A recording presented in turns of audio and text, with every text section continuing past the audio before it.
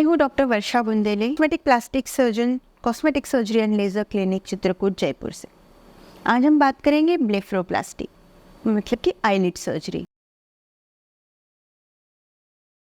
Eyelid surgery उन्हें ज़रूरत है जैसे कि एजिंग की वजह से हमारी स्किन एक्सेस हो जाती है, नेशन हो जाता है फैट का, बैगीनेस जिसे हम कहते हैं, स्किन बैगी होना अपर आईलिड का या लोअर आईलिड का, एक्सेस स्किन का होना, टायर्ड आइज लुक है, हर कोई आके ये कहता है कि हम टायर्ड लग रहे हैं। ये क्यों होता है? बिकॉज आपकी एजिंग हो रही है, वहाँ पे स्किन थिन होती जाती है, एक फैट हर्निएट हो जाता है जो आपके अपर आईलिड और लोअर आईलिड के मल्टीपल कंपार्टमेंट्स में होता है, वो हर्निएट होने लगता है।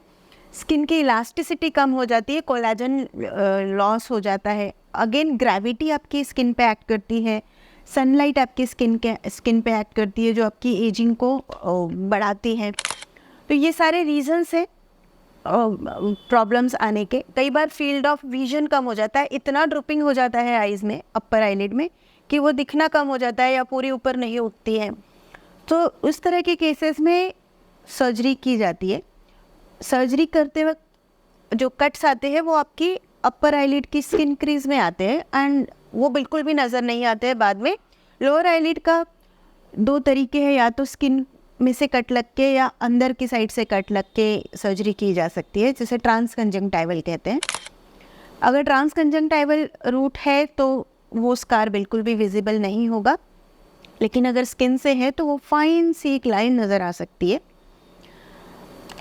इस सर्जरी के दौरान हम एक्सेस जो भी स्किन है उसे निकालते हैं, जो फैट हर्निएट हो रहा है उसे निकाल सकते हैं, जो एक्सेस मसल सैगिंग है उसे निकालकर उस स्किन को टाइट किया जाता है, ताकि आपका जो विजन का फील्ड है वो बढ़ जाए या नॉर्मलाइज हो जाए। जो इम्प्रूव नहीं होता है वो क्या है?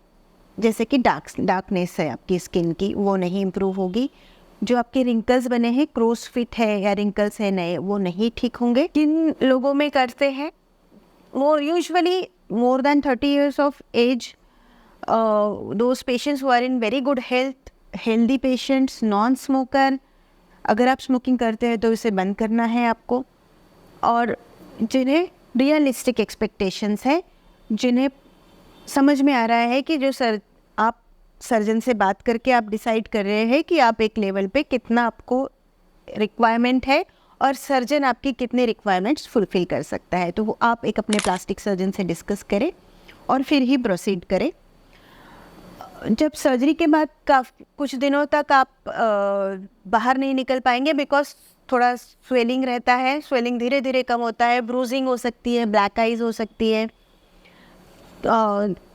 ग्लासेस वेयर करना है आपको काफ़ी दिनों तक, ताकि स्कार पिगमेंटेशन ना हो। और कुछ दिनों के लिए आपको आई ड्रॉप्स दिए जाएंगे, एंटीबायोटिक्स दिए जाएंगे और पेन किलर्स भी दिए जाएंगे, ताकि इन्फेक्शंस ना हो और पेन भी ना हो। अब कॉम्प्लिकेशंस भी हो सकते हैं, बिकॉज हर सर्जरी में कॉम्प्लिकेशन नहीं होता है, लेकिन हमें मालूम होना चाहिए कि क्या कॉम्प्लिकेशन हो सकते हैं। जैसे कि ब्लीडिंग है, इन्फेक्शन है, ड्राई आइज़ है, डिस्कलरेशन ऑफ आइज़ है, या स्कारिंग है, आपके आईलिड का इनफोल्ड या आउटफोल्ड होना, जिसे एक्ट्रोपियन एंट्रोपियन कह सकते हैं, या आपकी आइज़ पूरी तरह बंद नहीं होना फॉर फ्यू डेज, या आपका very very very rarely loss of vision. So these are all possibility of complications, but they don't happen in every cases. So if you want, या if you have the problem of excess skin or fat herniation, consult your plastic surgeon and go ahead with blepharoplasty. Thank you.